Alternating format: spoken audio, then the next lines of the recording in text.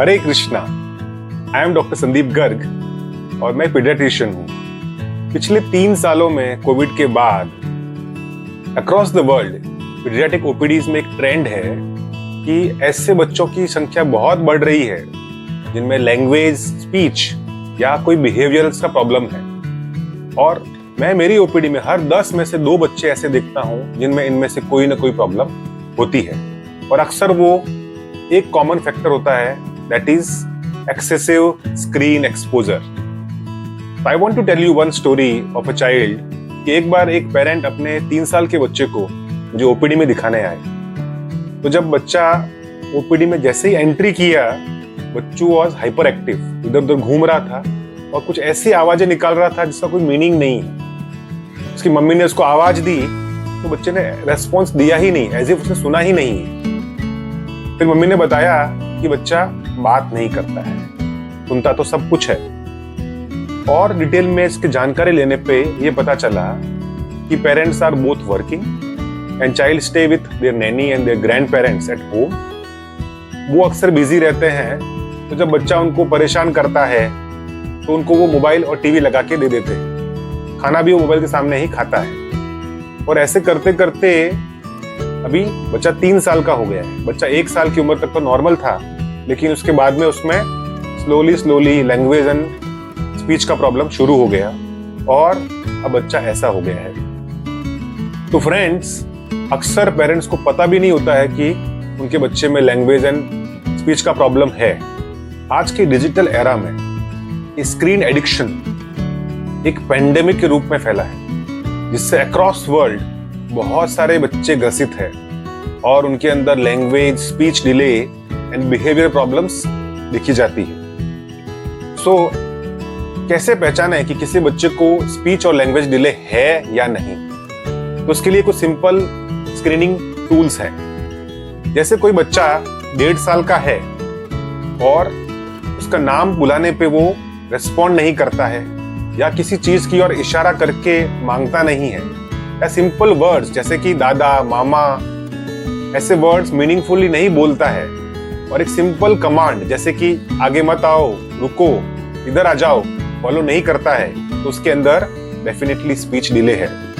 यदि कोई बच्चा 2 साल का है और सिर्फ पेरेंट्स की फिंगर पकड़ के उनको ले जाता है किसी चीज के लिए और इशारों में ही बात करता है लेकिन असली में बात नहीं करता है, सिंपल 2 शब्दों का सेंटेंस जैसे कि दिखाओ, नहीं चाहिए भी नहीं बोलता है और सिंपल कमांड्स भी फॉलो नहीं करता है, तो उसके अंदर भी स्पीच डिले है।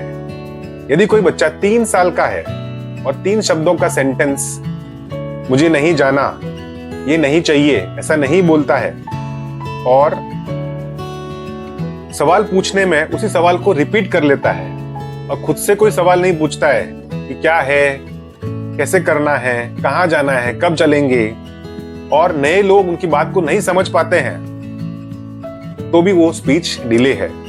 यदि कोई बच्चा 4 साल का है और किसी भी घटना को एक सीक्वेंस में बता नहीं पाता है, स्टोरी की फॉर्म में, या किसी अनजाने लोग उसकी बात को समझ नहीं पाते हैं, बाकी बच्चों से, बड़ों से वो कंफर्टेबली बात नहीं कर पाता है और कुछ इंस्ट्रक्शंस को प्रॉपर्ली फॉलो नहीं कर पाता है, तो उसमें भी ये स्पीच एंड लैंग्वेज डिले है। इसके साथ में ही कुछ बच्चों में बिहेवियर प्रॉब्लम्स भी डेवलप हो जाती है। सबसे कॉमन है अटेंशन डेफिसिट, जैसे कि बच्चे बुलाने पर भी ध्यान नहीं देते, एज इफ उन्होंने सुना ही नहीं हो।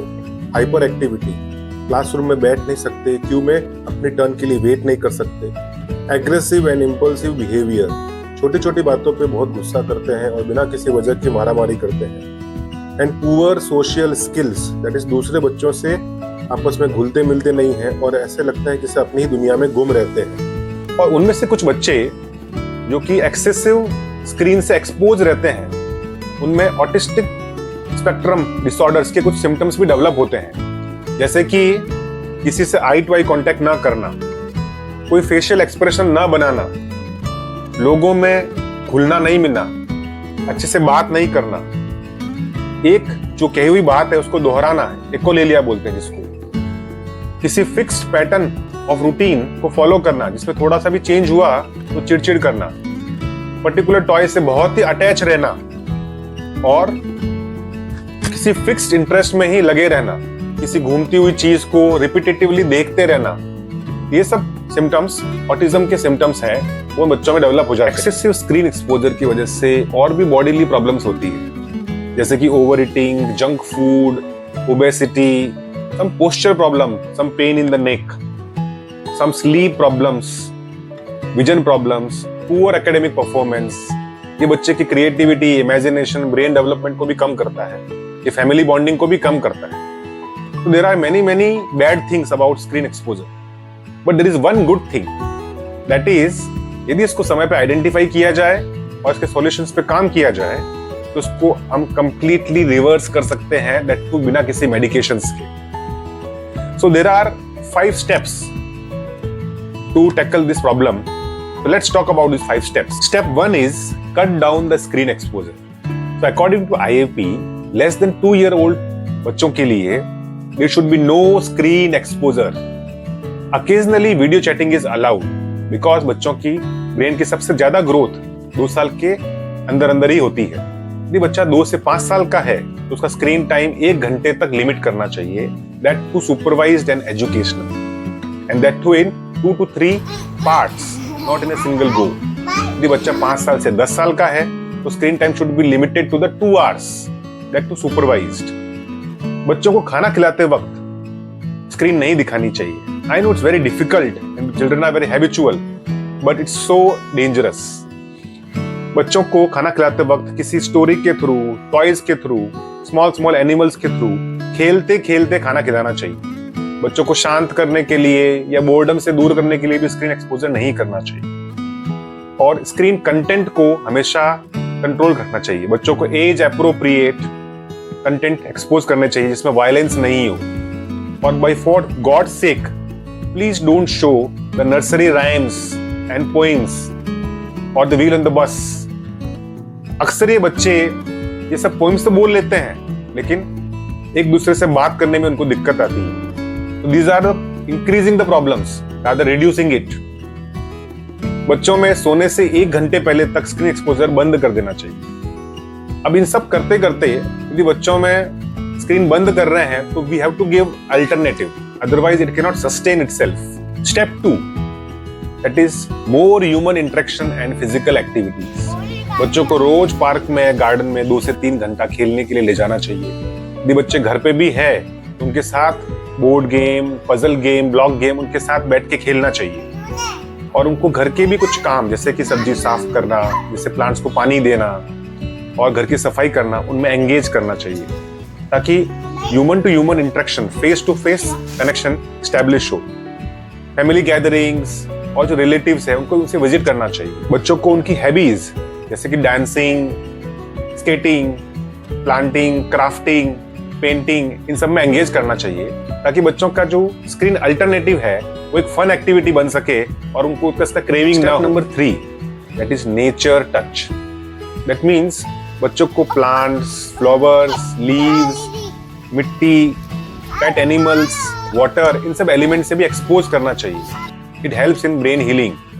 स्टेप नंबर 4, यदि बच्चा 2 साल से बड़ा है तो उसको ऐसे किसी प्ले स्कूल में डालना चाहिए जहां पे दूसरे बच्चे भी आते हैं और जहां पे टीवी और स्क्रीन से एक्सपोजर नहीं करते हैं। Step number 5, persistence and consistence is the key thing to ensure the success.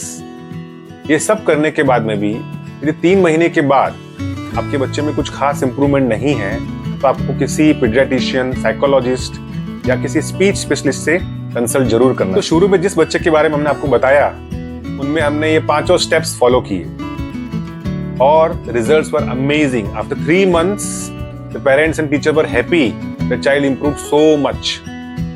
So आपके आसपास, आपके फ्रेंड्स, फैमिली, पेरेंट ग्रुप में किसी बच्चे को ये प्रॉब्लम्स है तो उनसे वीडियो शेयर करना चाहिए ताकि वो ऑटिस्टिक होने से बचें और एक रेस्पॉन्सिबल सिटीजन बन के अपनी लाइफ को इम्प्रूव करें।